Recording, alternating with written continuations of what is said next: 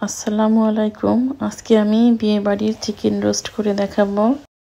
আমি এখানে 3টা চিকেন নিয়েছি। গোছগুলোকে এভাবে কাঁটা চামচ দিয়ে কেচে নিতে হবে, এতে মশলাগুলো প্রপার ভাবে গোছের ভিতরে ঢুকে যাবে। আর চিকেন লেগের এখানে যে জয়েন্টটা থাকে সেই জয়েন্টটা আমি ছুরি দিয়ে কেটে দিব, যাতে এটা শক্ত হয়ে না থাকে, একটু কুচকে থাকে। আমি এখন ব্রেস্টের গোশটাকেও কেচে নিব। আমার সবগুলো করা হয়ে গেছে। এখন আমি দিয়ে দিব পরিমাণ মতো লবণ, আর দিয়ে দিব কিছু বিরিয়ানি মশলা। এখানে 1 টিস্পুন পরিমাণ আছে। লবণটা বুঝে দিবেন, বিরিয়ানি মশলায় লবণ থাকে। গোশটাকে ভালোভাবে মেখে নিয়ে আমি রেস্টে রেখে দিব 15 to 20 মিনিট। এখন আমি গোশটাকে ভেজে নিব। একটা প্যানে তেল দিয়ে দিলাম। গোশগুলোকে উল্টে দিব।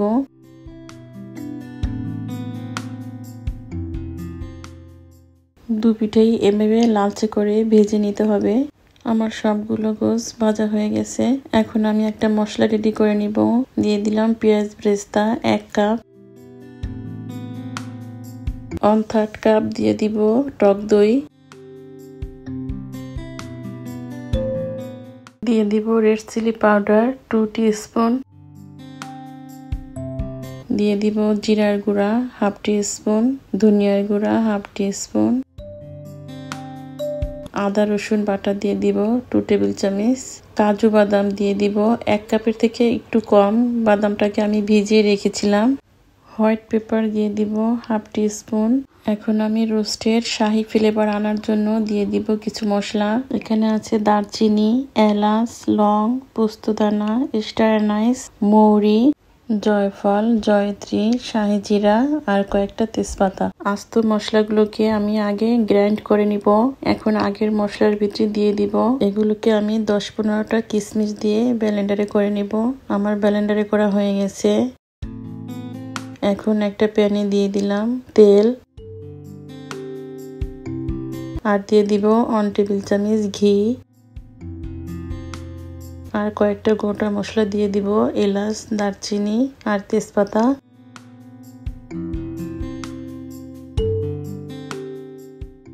এগুলোকে একটু ভেজে নিয়ে আমি সেই ব্লেন্ডারে করা রোস্টের মশলাগুলো দিয়ে দিব।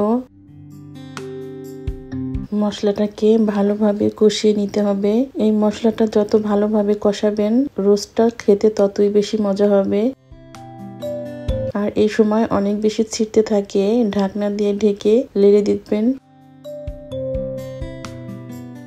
দেখুন মশলার উপরে তেল ভেসে উঠছে।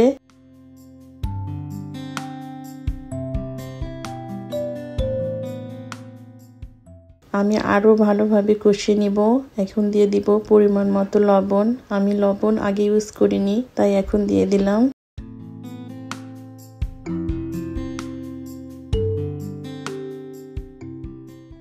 আমার মশলাটা কষানো হয়ে গেছে। এইভাবে কষিয়ে নিতে হবে। এখন দিয়ে দিব পরিমাণ মতো পানি। প্রথমে অল্প একটু দিব, একটু নেড়ে চেড়ে নিয়ে আমি রোস্টগুলো এই মশলার সাথে কষিয়ে নিব।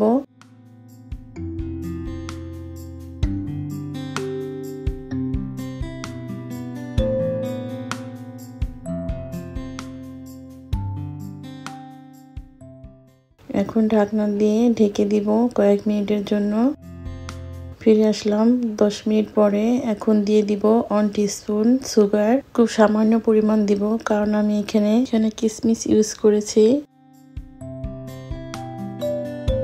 এখন দিয়ে দিব পরিমাণ মতো পানি। এটা আগে থেকে যেহেতু ভাজা, তো বেশ সিদ্ধ হতে বেশি সময় লাগবে না। আমার রোস্টটা হয়ে গেছে। এখন আমি লাস্ট ফিনিশিং এ দিয়ে দিব কেওড়া জল কয়েক ফোঁটা, 1 টিস্পুন ঘি দিয়ে দিব,